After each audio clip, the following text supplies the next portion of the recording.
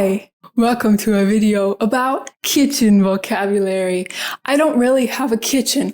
What you see here is a kitchenette. Okay, it's a cute word that we use to describe a little kitchen. So it's lacking a lot of kitchen things, but it has some kitchen things. So we can learn a lot of kitchen vocabulary in my kitchenette. I am in Vietnam. I am in an apartment. It's like a hotel apartment. So that's why I have a kitchenette. It's not really for a lot of cooking. It's just for a little bit of cooking because mostly I just eat out at restaurants because I'm in Vietnam and they have the best food in the world. It's also very cheap. But sometimes I cook. I do use my kitchenette a little bit. So let's get into the vocab. Okay, so first you see here a pot. This is my only pot. They only gave me one pot, and it's also on my one burner. I only have one burner. I have one pot for my one burner. The burner is the circle that gets hot. This is an electric stove, so it's just a circle that when you turn on the stove, it gets hot and it cooks your food. So this electric stove is pretty cool. You just press the buttons and it heats up pretty fast. Down here we have a toaster oven.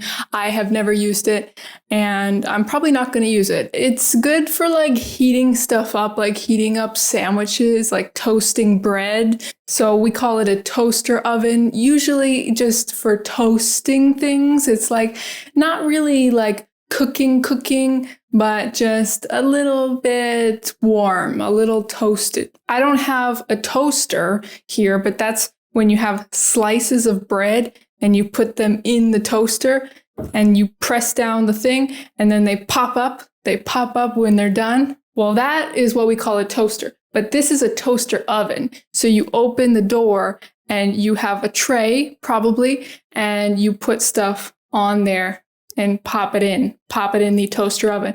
So I don't have a real oven because it's a kitchenette.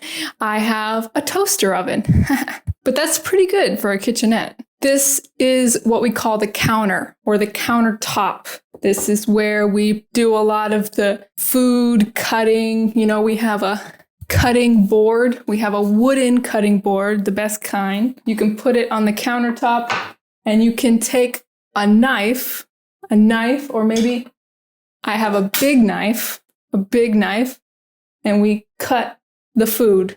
We also chop the food. You can say cut or chop. There are a lot of words for cut. You can say cut, you can say chop, you can say dice. I'm dicing tomatoes. Usually that's for little pieces when you cut it in small pieces. So we have different words, but it might refer to different sizes of cuts, but yeah, you can just use cut. You don't have to use the other words. Cut is like the general word. Cutting up food on the cutting board. You cut food with the knife on the cutting board so that you're not cutting on the countertop. Okay, we have some other utensils here. So for things like a fork, a spoon, we use two different words to talk about these things in general. We use the word utensils, which is a very general term for all the tools that we use to eat food or maybe even to cook food. Maybe that is a utensil also. It's a very big category of things, utensils.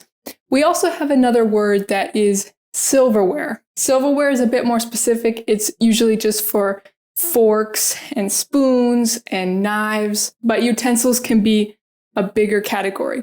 But we use both. So sometimes when talking about like the forks and the spoons, you're going to hear silverware. Sometimes you're going to hear utensils. And now, of course, I'm in Vietnam. I'm in Asia. These are the utensils that they gave me. I have a lot of chopsticks, right? So I think we probably have like 5 different pairs of chopsticks in here. So like a family of 5 people could eat with the chopsticks. There are a few spoons. Spoons are useful for eating rice and soup and stuff. So they do use spoons in Vietnam. A couple knives, some kitchen scissors. We would call these kitchen scissors because they're probably used to cut food The Vietnamese definitely use scissors to cut up food. I've seen that a lot. And then you have this thing, which I would call this a ladle. A ladle. It's for like scooping soup. Here in Vietnam, soup is like the number one food and it's amazing. They have like the best soup in the world. Like I didn't even think I liked soup until I came here, and now I'm obsessed with noodle soups because the Vietnamese are masters at noodle soup. This is used to scoop the soup. Oh, another thing we have is this, which I think this is a spatula, but you can see it's like broken and the plastic is all melted, but it's a little spatula. It's like kind of flat. Like usually a spatula is kind of flat, but you can still scoop things, or you can, flip things on the pan. So these are all called cupboards or cabinets. We use both words. Sometimes you'll hear cabinets, sometimes you'll hear cupboards. Oh yeah, it's in the cupboard. This one, which comes up like this, and it has like a glass, like window, so you can see into it. And I don't like this because it's like really low. It doesn't open all the way.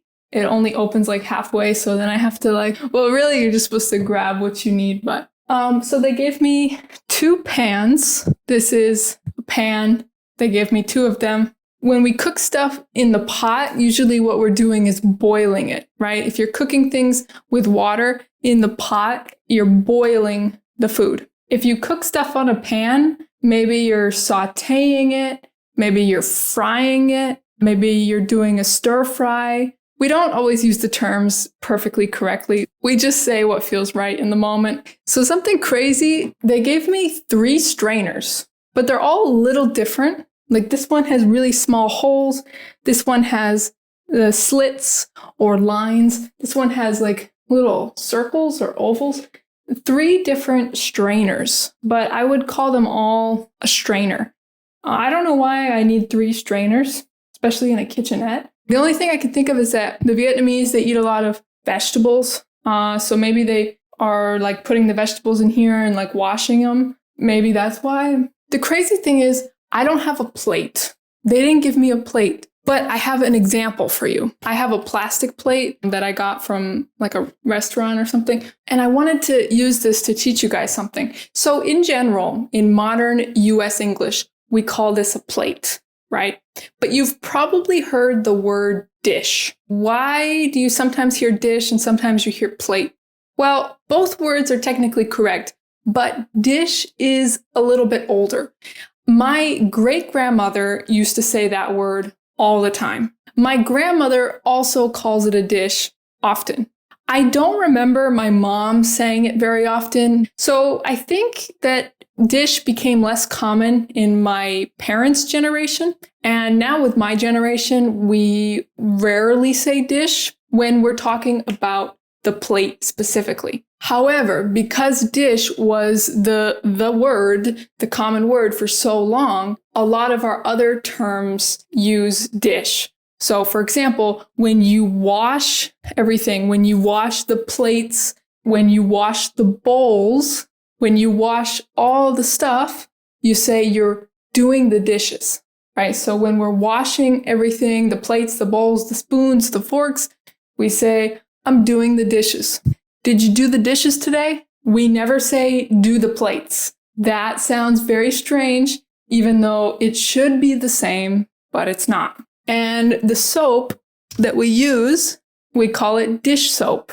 So we use the dish soap to do the dishes, to wash the dishes. And then if you have a machine, which I don't have in my kitchenette, if you have one of those big machines that washes the dishes for you, it's called a dishwasher. Dishwasher. The word dish is still used as part of those phrases and terms, but when we talk about this thing specifically, we usually just say that it's a plate, not a dish. But if you say dish, it's totally understood. We know what you're talking about. It just sounds a little bit older. Now, I want to explain another thing, because in some languages, like Spanish, you can say, what's the national dish of Canada? Or what are the main dishes at this restaurant? You can use the word for plate to talk about a meal. That's very common in some languages. In English, you have to use the word dish if you're going to use it in that sense. If you're talking about a meal, we wouldn't say, this is a typical plate of Colombia. We would say, this is a typical Colombian dish. This is typical Colombian food. Because a plate is only literally this thing. But a dish could be a meal also. But it's not as commonly used that way as it is in Spanish. Sometimes you will hear that, but it's not as common. So this is a plastic plate. So I'm going to put it back in the drawer. These things are drawers. It's empty. It's an empty drawer. Here I have some bowls. I have bowls of different sizes. I have a larger bowl. I have a medium-sized bowl. And I even have a small bowl. This cute little small bowl. These kind of bowls are for like some sauce, or maybe some kimchi, or just like a little something to eat with your meal. And then I have some plastic containers, just some plastic like takeout containers that you can wash and reuse. So that's all I have in there. There's nothing up here. There's cupboards up here, but there's nothing up there. This is the kitchen sink. And this, where the water comes out, we call it the faucet. And the water that comes out of here is tap water. This also is called a tap, but I think it's more common to call it a faucet. So usually we just say the faucet. And then the water goes down into the drain. The drain is at the bottom of the sink. And you can also cover the drain so that no water goes down, so that you keep the water in the sink. So you turn on and you turn off the water. Turn on, turn off. Sometimes we also say shut off the water. And then here's it's like a little drying rack where you can put stuff like this bowl is drying. Sometimes you see when people have like a bigger kitchen in their house, they have like a dish drying rack, a bigger thing where you can put plates and spoons and everything, bowls, all your stuff. But I don't have like a big drying rack.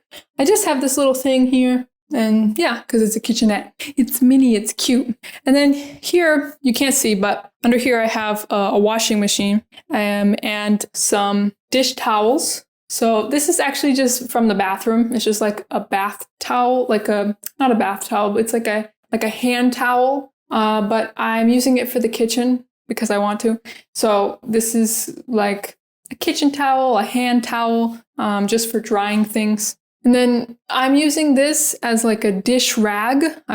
Again, dish rag. It's for cleaning the dishes, for washing the dishes, because I don't have a sponge. So I'm just like using this dish rag to clean the dishes, to wash the dishes. And then it's just a little trash for the kitchen. I just call it trash. In the United States, I think the most common word we use is just trash. You could also call this a trash bin, a trash can. Garbage is also very common in the United States. All right, now I'm going to show you my fridge. So this is the fridge. On top, I have my water thing. My water thing. Yeah, I don't know what to call it. It's like a container where I get water out. And then I have some mangoes. Mangoes, I just bought them. So they're not really ripe yet. They're a little firm. I want to wait until they get riper, until they get softer, until they smell good. And then in here, I just have some chickpeas, or garbanzos, also known as chickpeas in English. We use both words, honestly. People who speak English, they usually know the word garbanzo. This is peanut butter. I'm in Vietnam, so all the labels are in Vietnamese. And this is the freezer. I don't have anything in the freezer. And then this is my nothing in here. You can see, because I'm eating out all the time. I'm going out to restaurants, so I am not cooking. But yeah, the food is just way too good in Vietnam to be cooking a lot. And also, because my kitchen is kind of limited, I don't really want to cook a lot because I only have one burner and I don't even have a blender, to blend stuff up. So it's not the most comfortable for trying to cook a lot of food. Yeah, so let me know if you guys want other videos like this. I'm thinking about doing more kind of comprehensible input English videos and just teach vocabulary, and let me know in the comments what you would like to see, what kind of videos you'd like. So that's it. I hope you enjoyed it, and I'll see you in the next video. Bye bye.